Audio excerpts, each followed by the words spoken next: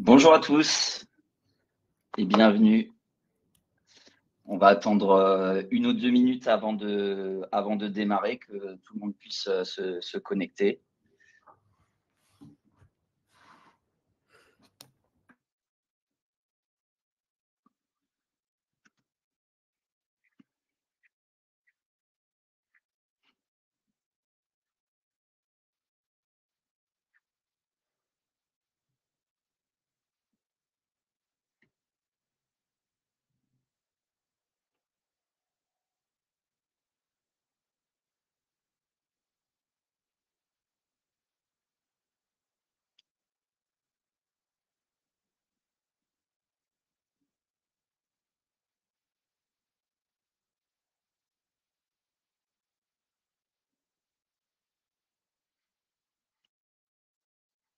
Il y a encore des gens qui arrivent, donc j'attends que ça se stabilise et je démarre dans 1 minute.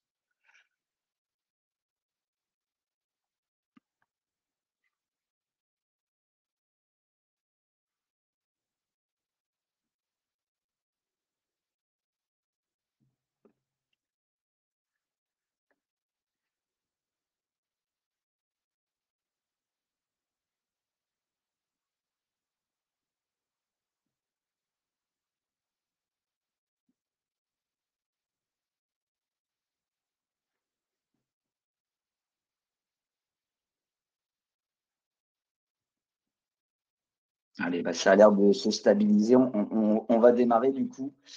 Merci à tous du coup d'être présents aujourd'hui. On est ravis de vous accueillir. Donc je me présente, donc Jérémy, je suis expert produit chez Toucan. Et aujourd'hui, donc on va vous présenter du coup nos différentes fonctionnalités de self-service qu'on a intégrées récemment à notre solution. Et je suis accompagné aujourd'hui de Marion. Marion, je te laisse te présenter. Oui, écoutez, bonjour à tous, ravie d'être avec vous aujourd'hui. Et je suis senior product manager chez Toucan. Et j'ai contribué à développer les fonctionnalités de self-service. Donc voilà, je serais ravie de répondre à vos questions. Ça marche. Hésite pas, Marion, voilà, tu es là en contrôle de tout ce que je dis. N'hésite pas à m'interrompre, Pas de etc. souci. Pas de souci. Voilà. Allez, c'est parti, let's go. Alors, juste pour peut-être voilà, donner un peu de contexte à notre pourquoi on est arrivé là, nous, à sortir le self-service aujourd'hui, juste pour faire un peu un historique des différentes grandes versions majeures de Toucan qu'on a développées. On avait notre V1 qui était voilà, de builder un peu les fondations de notre vision, orienté très data storytelling. On était très centré sur l'expérience de l'utilisateur final. On trouvait que c'était un besoin dans le marché de la business intelligence. Voilà, que souvent, c'était des outils qui étaient dédiés à des utilisateurs plutôt techniques. Nous, on a amené voilà, un outil qui était très pédagogique, très simple à utiliser d'un point de vue utilisateur final, très facile à consommer. Par contre, c'était assez compliqué à construire les tableaux de bord, puisqu'en fait, c'était essentiellement du code. Mais en tout cas, on avait déjà posé les bases, on travaillait déjà pour le end user, qui était vraiment, voilà, c'était notre objectif, la vision, c'était de rendre les datas un peu accessibles à tout le monde, et notamment aux personnes non techniques, en tant que consommateurs. Ensuite, on a commencé dans notre deuxième version, finalement, à essayer de démocratiser tout ça. Et pour ça, il fallait travailler l'expérience du builder, celui qui conçoit les dashboards. En fait, c'était un moyen de nous dire, plus c'est facile à concevoir des dashboards, plus il y a de dashboards et au final, plus c'est utilisé par nos utilisateurs. Donc, on a commencé à construire toute notre interface pour construire des graphiques de manière en low code. Donc, il y avait une interface qu'on a mis en place, il y avait encore des bouts de code, mais voilà, on commençait à mettre un peu les bases pour que quelqu'un de technique commence à pouvoir facilement construire des dashboards ou des applications Toucan. Et enfin, la V3, on a passé la step supérieure. C'est que là, on a vraiment focalisé sur l'expérience du builder. L'objectif, c'était vraiment de passer. Donc là, on est passé sur aujourd'hui, Toucan est complètement no code. Notre vision, c'est que justement, avec cette V3, un utilisateur non technique, cette fois, donc quelqu'un qui a, disons, des bases en Excel, puisse concevoir des visualisations, préparer la donnée et au final concevoir des dashboards et les diffuser. Voilà. Donc c'est un peu, voilà, pour vous montrer un peu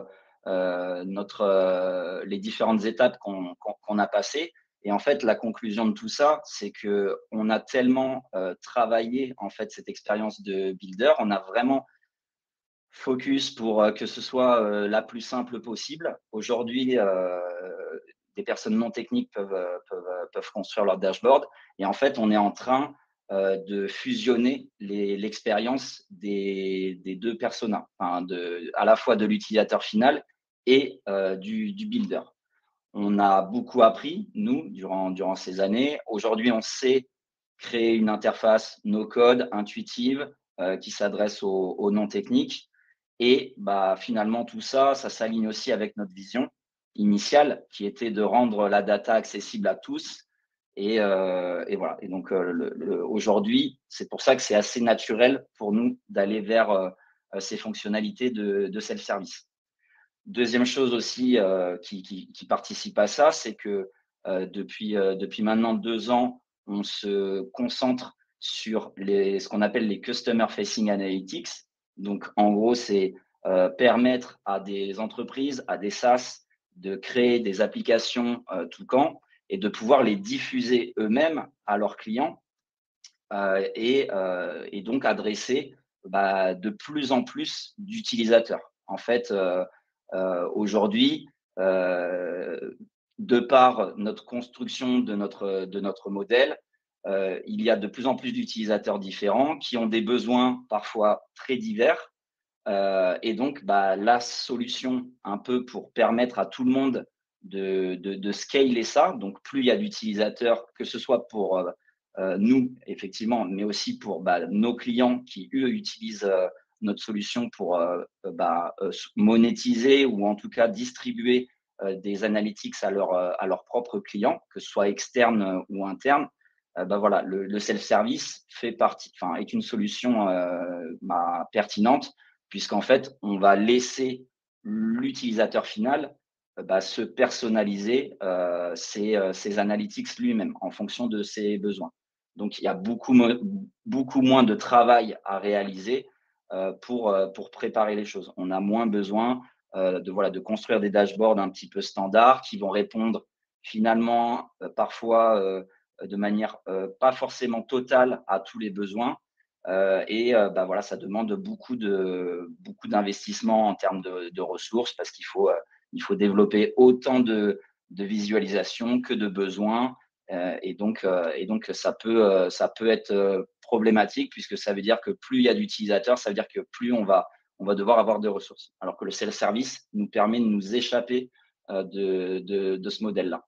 Et finalement, pour nous, c'est aussi un retour à nos sources puisqu'on s'est concentré sur la V2 et sur la V3 essentiellement sur l'expérience du builder. Mais finalement, là, on revient aux sources, on reconstruit des interfaces dédiées directement à l'utilisateur final. Et ça, c'est quelque chose qu'on sait faire, puisque c'est comme ça qu'on est né. Alors, pourquoi c'est important le self-service aujourd'hui? En fait, il y a plusieurs choses. Il y a déjà le fait que, comme je le disais tout à l'heure, il y a trop de besoins clients à gérer avec un seul outil. Les solutions aujourd'hui sont quand même dans l'embedded analytics et dans la BI plus généralement, sont quand même des solutions très centrées sur les builders. Et nous aussi, hein, d'ailleurs, on s'est recentré là-dessus. Et puis, il y a un manque finalement d'autonomie de la part des utilisateurs finaux, puisqu'en fait, ils sont dépendants de la personne du builder, qui va leur construire les dashboards.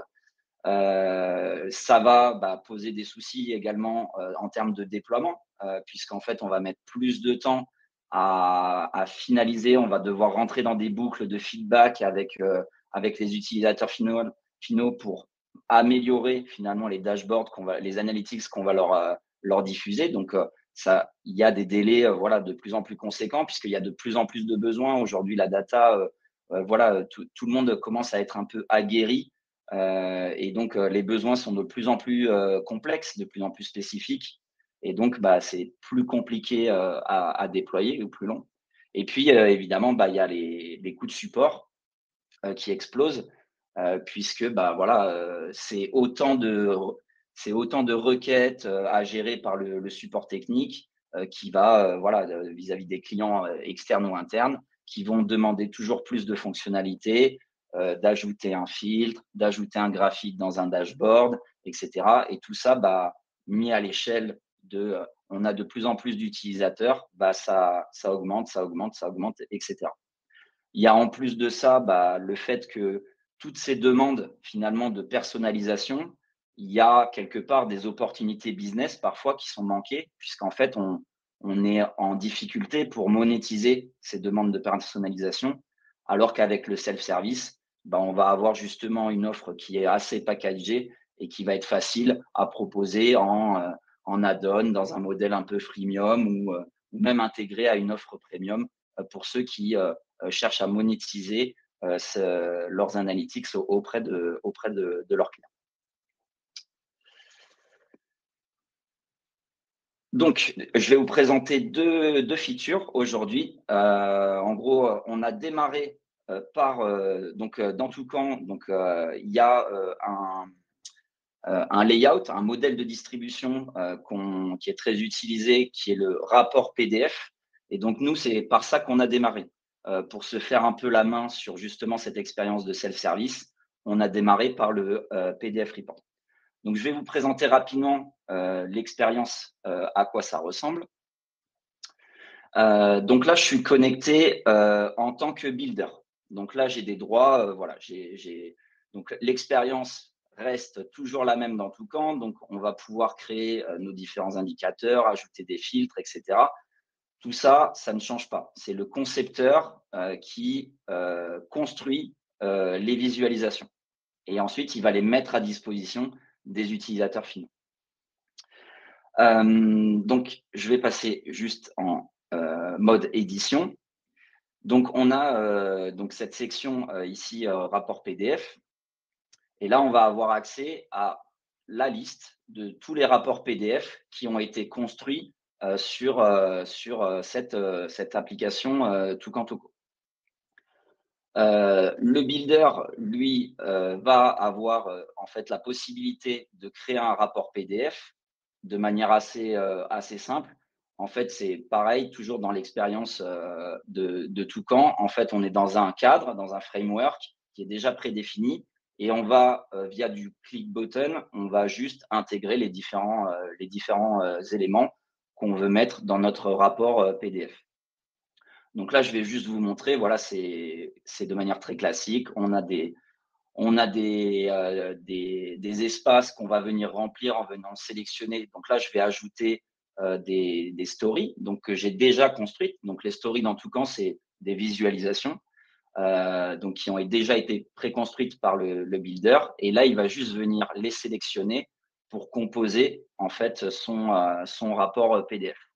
Donc là, je vais juste en intégrer 2-3 pour vous montrer. Hop, je sélectionne, je vais mettre celle-ci. Hop. Et je vais en mettre une troisième. Voilà. Voilà. Donc là, j'ai paramétré mon rapport. Donc là, voilà, qui s'appelle, je vais peut-être le modifier le nom. Comme ça, on va le retrouver. On va l'appeler template parce qu'en gros, ça va être ça un peu l'expérience. C'est que en tant que builder, moi, je vais construire une bibliothèque de templates de rapports PDF que je vais mettre à disposition de mes utilisateurs finaux. Et ensuite, ces utilisateurs finaux, ils vont reprendre ces templates pour se les approprier, les modifier, venir peut-être rajouter certaines stories, etc., qui semblent plus pertinentes pour eux, leurs besoins spécifiques. Donc, en fait, on va créer par le concepteur. Hop, voilà, comme ça, on va le retrouver. Je le sauvegarde.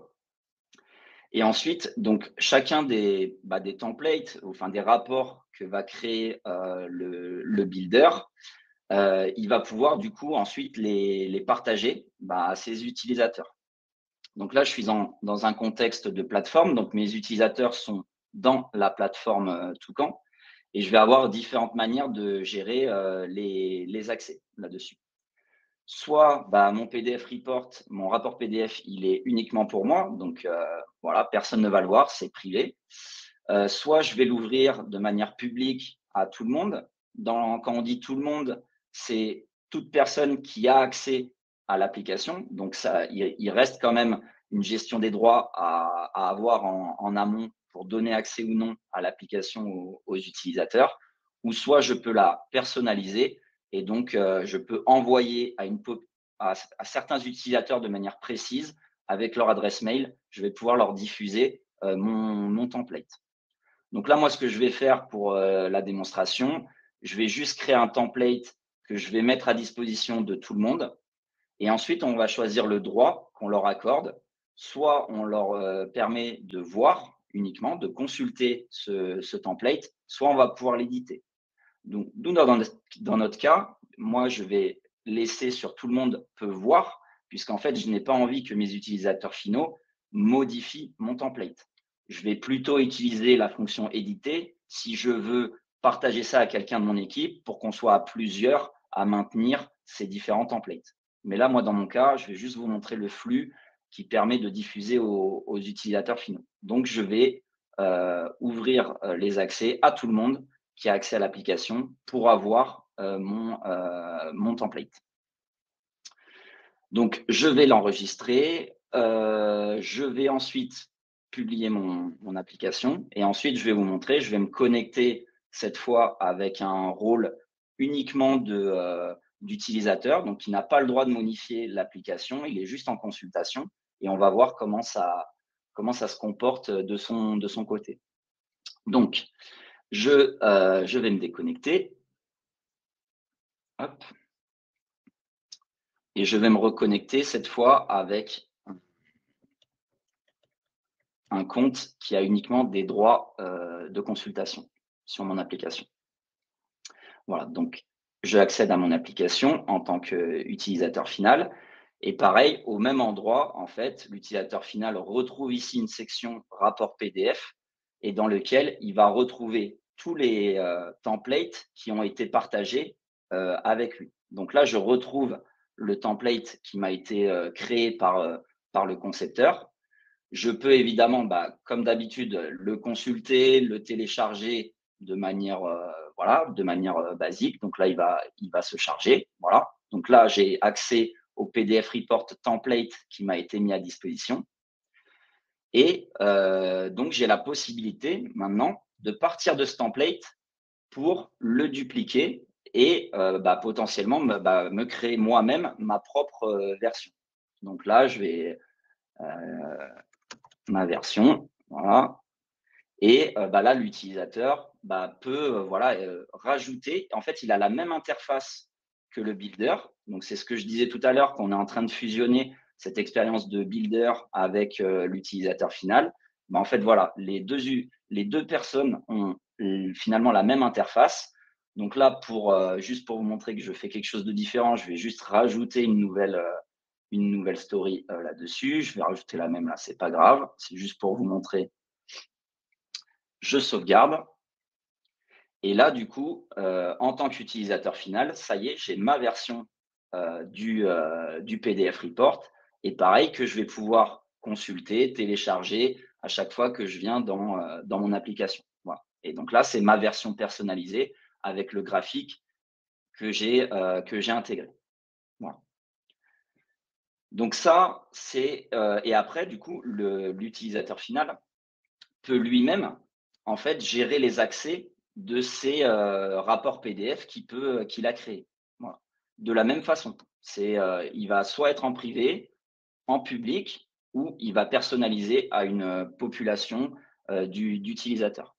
il peut aussi partir de zéro et créer directement un rapport PDF à partir de rien, de la feuille blanche. Voilà. Et il va venir, pareil, venir piocher les différentes stories qu'on lui met à disposition dans l'application et venir composer ces différents rapports PDF. Voilà. Et du coup, il va se créer sa propre bibliothèque de rapports PDF suivant les analyses et les décisions qu'il doit prendre au quotidien. Voilà. Donc ça, c'est pour l'expérience du rapport PDF. Donc nous, on a démarré par ça. Voilà, aujourd'hui, c'est un moyen de, encore une fois, toujours, le but, c'est pour nous de diffuser au maximum les informations aux utilisateurs finaux. Et là, au final, on réduit la charge du builder, puisqu'en fait, il va juste avoir à maintenir des templates qui va venir enrichir au fur et à mesure. Et puis, les utilisateurs finaux, eux, vont se créer leur propre rapport PDF et il n'a pas besoin de les créer individuellement pour chacun. Chacun est autonome et vu que l'interface est relativement simple, n'importe qui peut le faire. Et deuxième feature qu'on a sorti tout récemment, cette fois-ci, on s'est attaqué au dashboard. Donc, c'est de dire, voilà, maintenant, on passe sur je me construis mes propres analytics et non plus seulement un rapport PDF de manière autonome et en self-service. Donc ça, je vais vous montrer, je vais vous faire deux démonstrations parce qu'en fait, cette fonctionnalité, elle a deux fonctionnements particuliers. Elle va avoir un fonctionnement en plateforme. Donc, c'est pour ceux qui utilisent les applications Toucan telles quelles. Donc, leurs utilisateurs viennent dans la plateforme Toucan et se connectent sur notre système. Et je vais vous faire ensuite une démonstration en Embedded Analytics, puisqu'en fait, on peut embarquer ces dashboards dans son propre software, dans son propre site web, et pareil, faire bénéficier l'expérience de self-service à nos utilisateurs. Donc là, moi, je vais démarrer par l'expérience en mode plateforme. Donc, en tant que les utilisateurs viennent sur l'application Toucan. Et là, j'ai la section ici tableau de bord. Donc là, moi, je vais me reconnecter en tant que concepteur. Je vais rebasculer rapidement.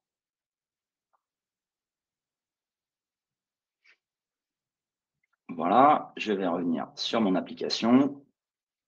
Donc là, je suis en tant que builder. Je vais me remettre pareil dans le studio pour éditer mes différents éléments. Et puis, je vais aller créer un tableau de bord. Donc, pareil, c'est un peu la même interface. J'ai ma liste de mes différents dashboards qui sont déjà construits et je vais pouvoir, pareil, m'en créer un de manière très simple. Donc, je vais, pareil, vous montrer l'interface. Pareil, c'est un peu la même mécanique. C'est quelque chose de très guidé. Voilà, on va venir ajouter des blocs et des différents widgets finalement dans notre dashboard. Donc là, je vais prendre quelques tuiles. J'essaie de faire ça rapidement. Je vais prendre ça. Et ce que vous remarquez, c'est qu'à chaque fois que j'ajoute une visualisation, donc ici des tuiles, Toucan automatiquement vient rapatrier les filtres qui viennent, qui interagissent avec ces visualisations. On n'a pas besoin de paramétrer ça. En fait, ça se fait automatiquement. À chaque fois qu'on ajoute une story, Toucan vient voir si le filtre existe déjà ou non. S'il n'existe pas, il va venir le rajouter ici dans le bandeau supérieur. Je vais rajouter des stories aussi. Je vais prendre celle-là. Je vais resizer. Donc voilà, vous voyez, l'expérience, elle est assez simple. Il suffit juste de rajouter des blocs. N'importe qui peut y arriver. Vous voyez là, il me récapitule les filtres appliqués. Je sais qu'ils vont être importés s'ils n'existent pas. Et ensuite, je viens resizer. Je peux aussi les déplacer. Tiens, celle-là, je vais la mettre peut-être un peu plus longue. Voilà, comme ça. Et donc, du coup, là, voilà, j'ai, en tant que concepteur, j'ai créé, pareil, je vais créer mon template que je vais mettre à disposition de mes utilisateurs finaux. Donc, je vais enregistrer. Hop. Je vais publier Non, je vais d'abord changer les droits parce que là, par défaut, il est créé uniquement avec des accès pour moi, privés, ce qui est normal. Et donc là, je vais l'ouvrir et je vais gérer les accès comme tout à l'heure.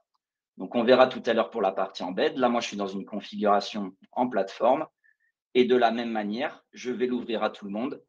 Et pareil, je ne veux pas que les utilisateurs puissent modifier mon template. Donc, je vais leur donner l'autorisation uniquement de voir mon template. Et ils vont pareil pouvoir le dupliquer derrière. Donc, je vais l'ouvrir. Je publie mon application pour que mes changements soient sauvegardés. Voilà. Donc, c'est terminé.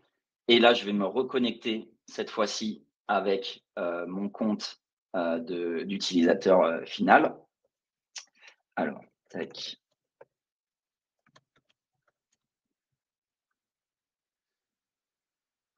Voilà. Je reviens sur mon application. Et pareil, j'ai la même expérience. Je retrouve mes tableaux de bord ici sur le menu à gauche. Et voilà, je retrouve les templates qui m'ont été partagés par le concepteur. Et de la même manière, en fait, je vais pouvoir je vais pouvoir dupliquer ce template pour créer ma propre version que je vais pouvoir là complètement personnaliser et éditer. Donc là, pareil, je vais l'appeler ma version. Et là, je vais pouvoir, moi, me personnaliser. Imaginons, moi, ce graphique-là, je ne l'utilise jamais. Je vais pouvoir l'enlever. On va retirer du contenu. Et puis, je vais aller piocher. Pareil, je vais pouvoir rajouter de nouveaux charts. Donc là, je vais prendre celui-ci pour changer. Voilà, qui est un magnifique stack bar chart. Je vais me le mettre comme ça. Et voilà. Donc là, moi, j'ai personnalisé. Ça me paraît un peu plus pertinent pour moi, pour mon usage, pour mon besoin spécifique en tant qu'utilisateur final. J'enregistre et là, j'ai ma version à moi. Et pareil, je vais retrouver les mêmes fonctionnalités que tout à l'heure. Je vais pouvoir moi-même gérer les accès de cette nouvelle version. Pareil, je la garde en privé, public ou ciblée à une population d'utilisateurs. Et je vais leur permettre pareil. Soit ils voient, soit je vais pouvoir leur ouvrir des droits d'édition si je veux collaborer et travailler avec plusieurs personnes sur mon template, enfin sur mon dashboard. Voilà, donc ça, c'est l'expérience en tant qu'utilisateur final qui est sur la plateforme Toucan. Et là, je vais vous montrer rapidement pour ceux qui utiliseront cette feature en Embedded Analytics, donc d'embarquer dans son propre software le dashboard Toucan et avec cette fonctionnalité de self-service. Donc, je vais revenir, je refais un petit aller-retour pour me remettre en concepteur. Voilà, je reviens dans mon application. Donc cette fois, je vais revenir. Bon là, cette fois, je vais garder finalement le template que j'ai créé et je vais juste pour celui-là. Alors attendez, il faut que je me mette, je suis désolé, en studio. Voilà, pour avoir accès à cette interface. Et là, du coup, je vais gérer les accès en mode embed. Là, c'est un peu différent. Puisqu'en fait, en Embedded Analytics, on va vouloir faire deux choses. On va vouloir faire des dashboards qui sont uniquement consultés et qui n'ont pas vocation à être modifiés, parce qu'il ne faut pas oublier que là, on est dans un software qui est limité en termes de pages, etc. Donc, on n'aura pas la même interface avec toutes les listes des dashboards. En fait, on va avoir un dashboard uniquement qui est embarqué. Et donc, ce dashboard, on va avoir le choix. Soit on ne peut que le consulter, voilà. Soit on va permettre cette fois l'édition. Donc là, il va falloir mettre peut éditer. Voilà, pour la fonctionnelle Embedded Analytics, pour faire du self-service, là, cette fois, je vais autoriser l'édition à l'utilisateur final. Donc là, c'est ce que je vais faire. Je vais publier. Je ne suis pas sûr d'être obligé, mais je vais le faire pour être sûr. Je vais du coup récupérer Donc là, donc ça, c'est plutôt un travail voilà, de côté développeur front qui va vouloir intégrer le script de Toucan dans son code, dans son software ou dans son site web. En fait, on va cliquer sur embarquer le dashboard. Donc, pour l'embarquer, on a toujours les deux technologies qu'on connaît chez Toucan, soit un iframe, soit un web component. Donc, moi, là, je vais prendre un web component. Je me suis créé là du coup un code pen qui va me permettre de vous montrer voilà l'expérience. Donc en fait, il suffit de coller ce script directement dans le software. Pour l'instant, je n'ai pas de droit, ce qui est normal puisque tout est géré et ça reste le modèle traditionnel d'Embedded Analytics. On va devoir donner les droits à l'utilisateur via des tokens. Donc là, moi, j'ai déjà configuré un token. Donc dans ce token, ça, c'est un token d'utilisateur final. Enfin, c'est un viewer qui a juste le droit de consulter mon dashboard. Donc, je vais coller ici mon token. Et là, normalement, je devrais avoir accès voilà, au dashboard, au template finalement qui a été créé. Et ça, il faut s'imaginer que là, c'est directement dans le software, dans le site web.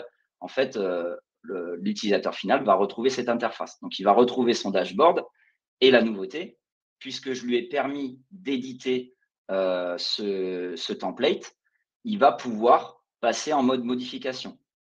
Là, la particularité, c'est que quand il va le modifier, derrière, Toucan, en fait, va faire comme tout à l'heure, en fait, il va dupliquer. Lui, il ne va pas le voir, l'utilisateur final, parce que lui, il a un seul dashboard qui va modifier, mais derrière, il y a bien une duplication. Donc, il va modifier, mais ça ne va pas impacter le template.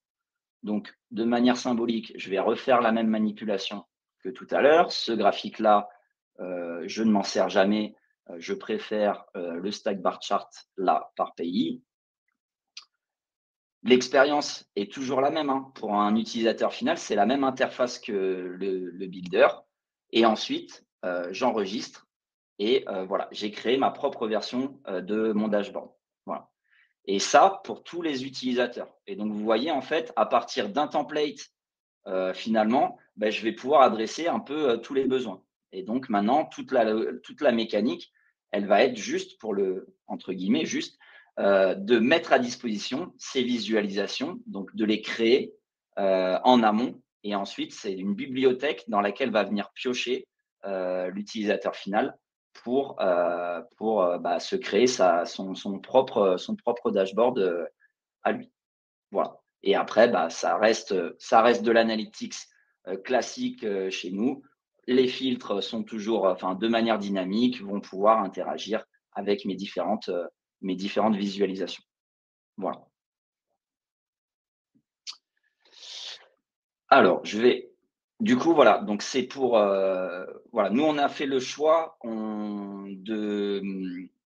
il y a plusieurs facettes bon, déjà, on voulait quelque chose qui soit no code. Ça, voilà, c'est depuis 2 ans, voilà, dans notre philosophie.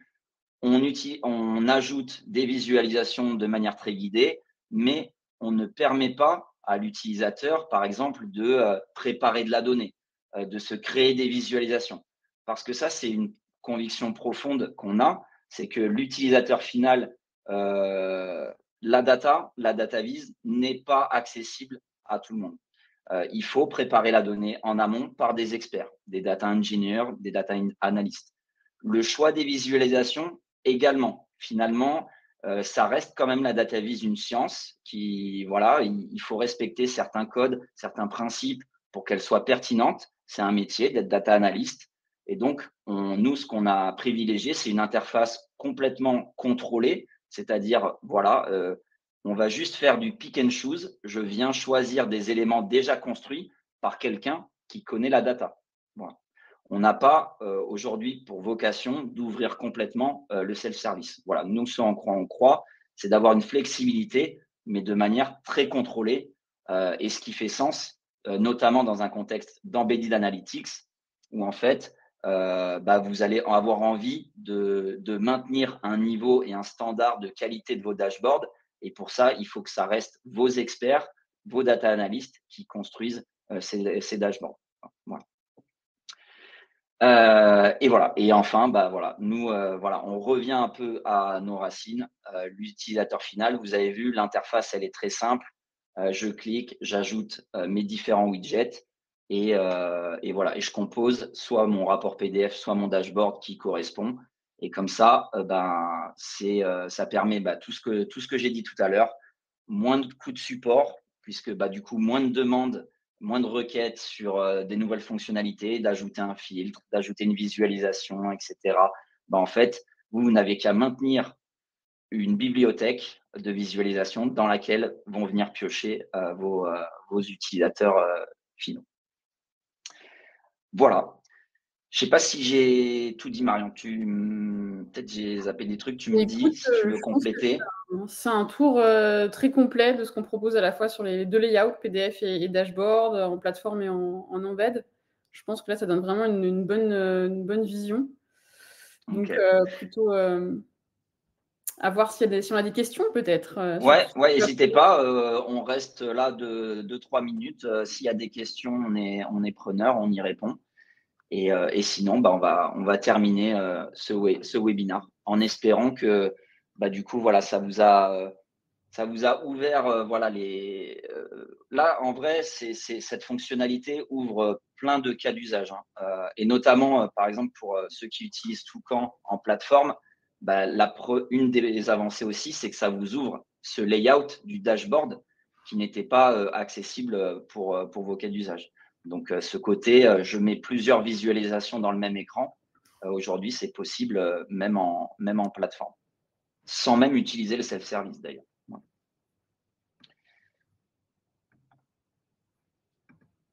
Donc, je vais rester. Ah, et j'ai une question.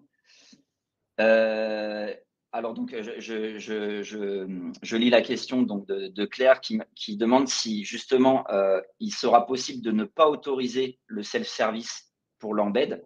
Et en fait, oui. Donc, en fait, c'est au niveau du dashboard, tu vas choisir s'il est éditable ou non, s'il est self-service ou pas. Voilà. Chaque dashboard va être soit non self-service ou self-service. Voilà. C'est dans les options, quand tu choisis voilà, peut voir ou peut éditer, ben, en fait, ça revient à activer le self-service. Voilà. Je ne sais pas si ça répond à ta question. Claire, je te laisse me confirmer.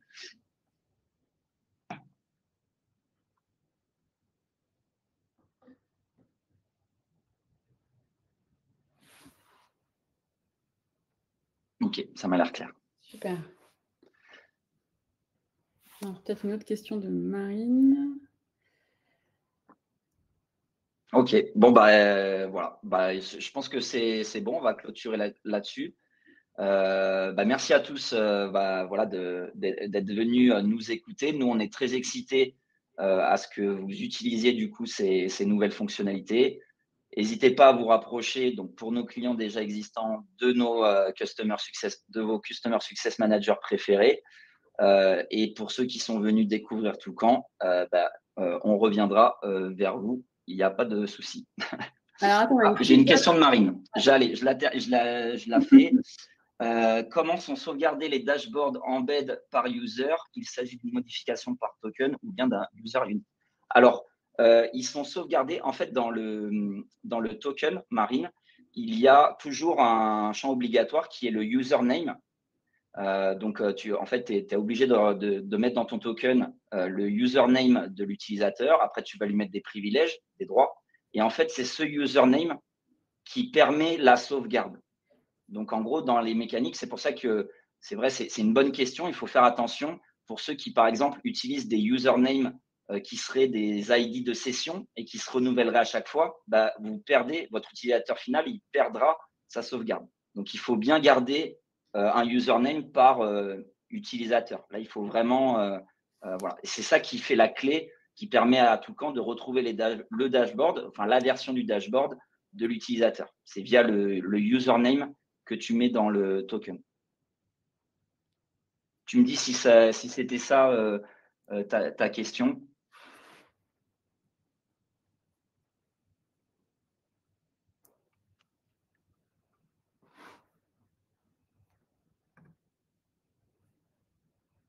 Ouais, c'est bon? OK. Bon, bah, top. Bon, bah, super.